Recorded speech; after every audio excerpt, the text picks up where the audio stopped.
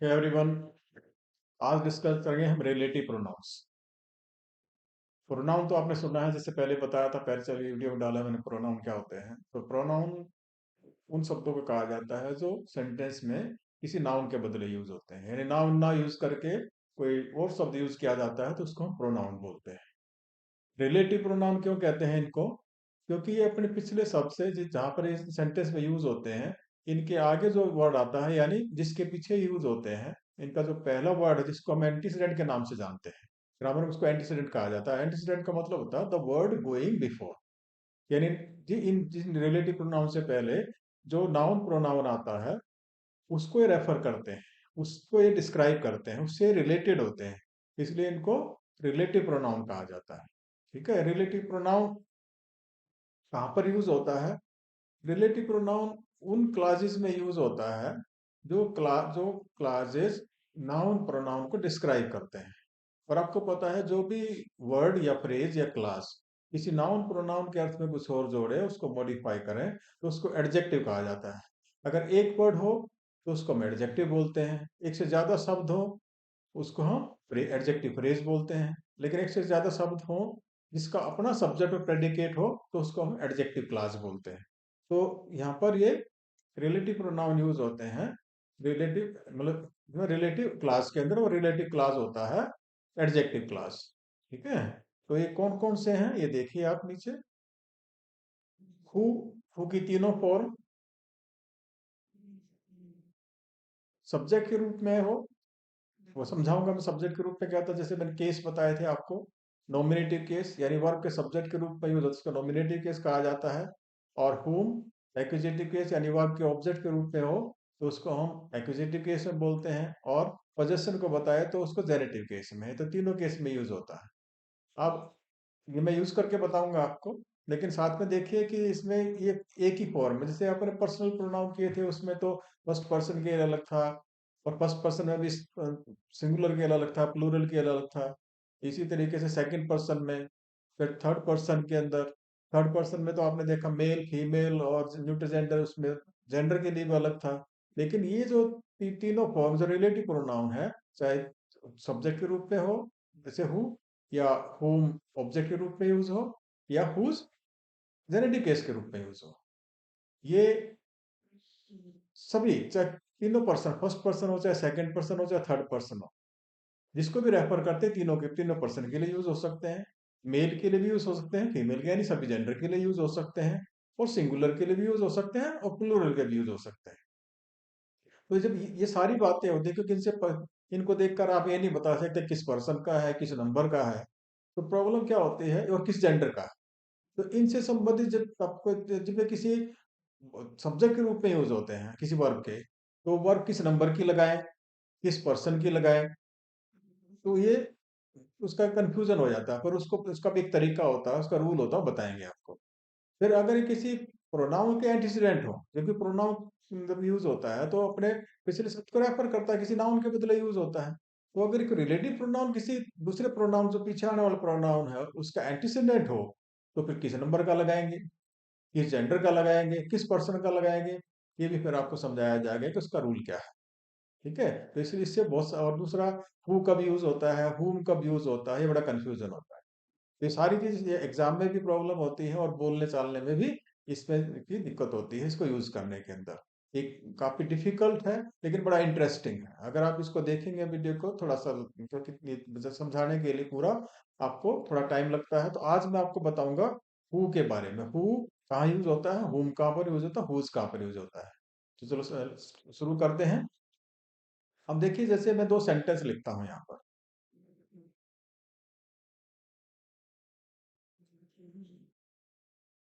Raju is my brother. Okay, दूसरा sentence में लिखता हूं, Raju is going abroad. Right, अब हमने ये अलग अलग, हम इसको एक सेंटेंस करना हो तो हम क्या कहेंगे, राजू जो मेरा भाई है बाहर जा रहा है, यानी विदेश में जा रहा है। तो जब एक सेंटेंस करेंगे तो जैसे ये पहला सेंटेंस है, अब इसको दोनों को मिलाकर मैं एक सेंटेंस करता हूँ। इसमें कौन सा हु यूज करेंगे, हुम यूज करेंगे, हुज यूज करेंगे, मैं समझाता हूँ आपको। अब सपोज करो, अब राजू बाहर जा रहा है, कौन सा राजू?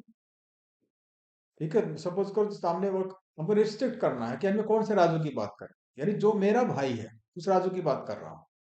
तो जो मेरा भाई है, तो राजू इज माई ब्रदर के बदले मैं क्या कहूंगा हिंदी में से जो। तो इसके लिए अब क्या है, यहाँ पर इज वर्ब है, इसके सब्जेक्ट के रूप में है राजू। तो इसके बदले अगर मैं रिलेटिव प्रोनाउन यूज करूंगा, तो एक तो क्या होगा कि पर्सन के लिए यूज हो रहा है तो हु का प्रयोग होगा। तो क्या बताएंगे आगे चल के विच यूज नहीं हो सकता, क्योंकि विच क्या है, वो केवल वस्तुओं के लिए यूज होता है, बताऊंगा। तो आज मैं हु के बारे में बात कर रहा था। हु केवल पर्सन के लिए यूज होता है, और हुम भी और हुज भी तीनों फॉर्म है। और सब्जेक्ट के रूप में हो, जैसे यहाँ पर इसके सब्जेक्ट के रूप में यूज करना है, तो केवल हु यूज हो सकता है। तो इस क्लास को हम ऐसे कर देंगे, हु इज माई ब्रदर। अब ये who is my brother class है, जो मेरा भाई है। कौन सा मेरा भाई है, यानी एडजेक्टिव क्लास है। और एडजेक्टिव का रूल क्या होता है, जिस नाउन या प्रोनाउन को रेफर करता है कोई क्लास, उसके तुरंत पीछे लिखा जाता है।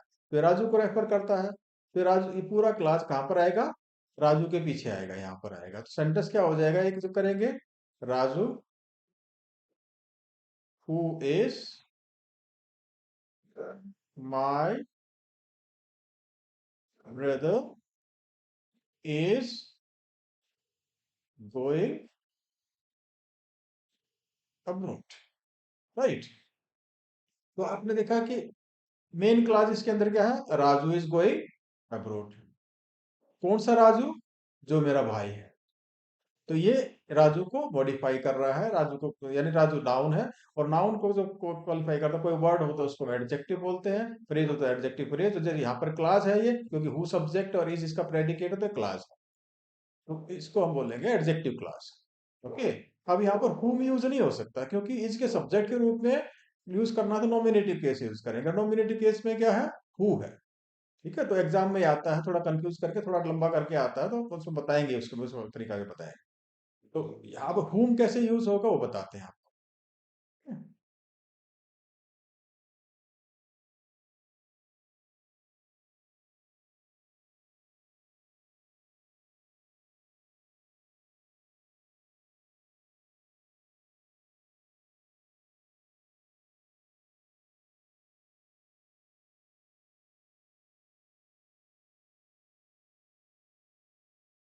अब देखिए, मैं फिर दो सेंटेंस लिखता हूँ यहाँ पर। राजू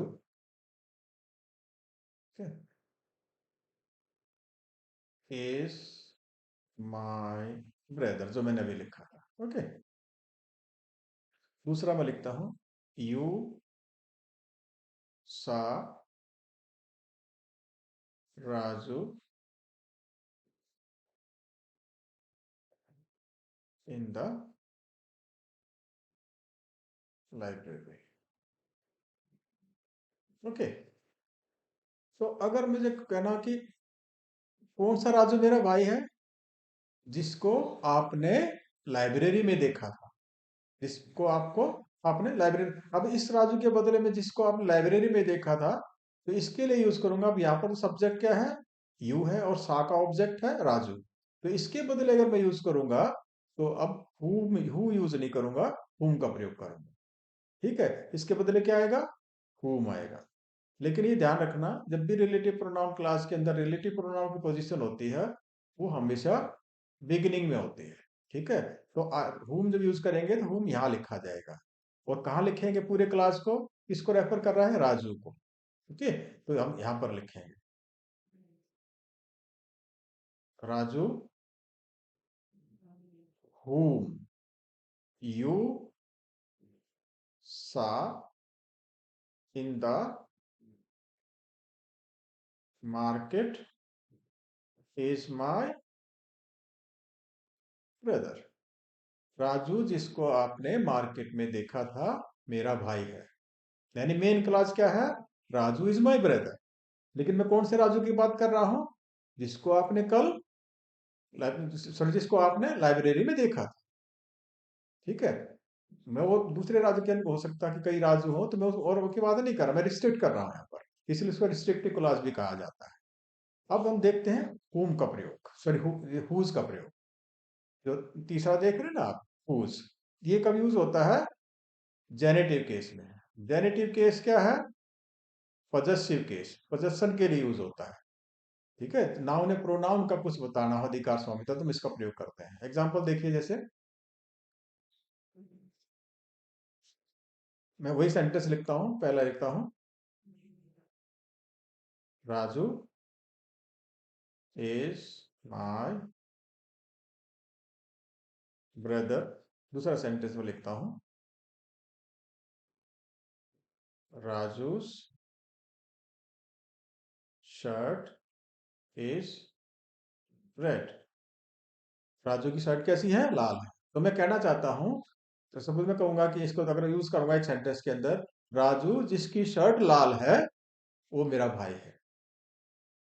ठीक है, मान लो वहां पर दो राजू खड़े हुए हैं, तो मैं कौन से राजू की बात कर रहा हूँ? जिसने शर्ट रेड का शर्ट शर्ट पहन रखी है, यानी जिसकी शर्ट क्या है? रेड है।